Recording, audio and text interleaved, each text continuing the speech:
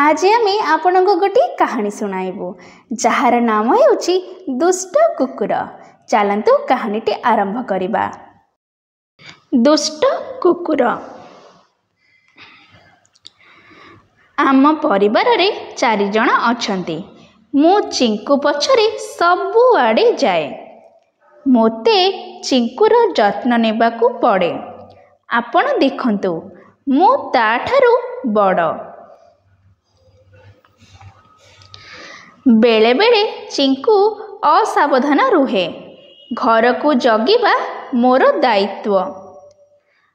आमे सबु जिनिस मिसिकरी करू। आमे मिसिकरी काम करू। आमे मिसिकी खेलू।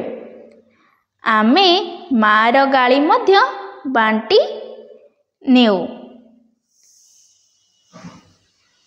चिंकू स्कूल रे थिबा बेले मु मां को सहाय्य करे। मु काऊ मानकू पांपड़ ठारू दूर रे रखे।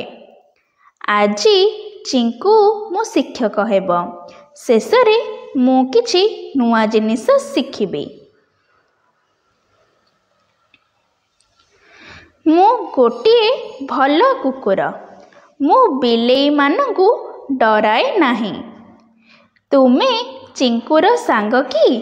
तेबे तुमे मोर मध्य सांग। आशा करूछु आपनको एही कहानीटी पसंद आसीथिबो। तेबे एहा हेउची आपनक पई आजिर प्रश्न।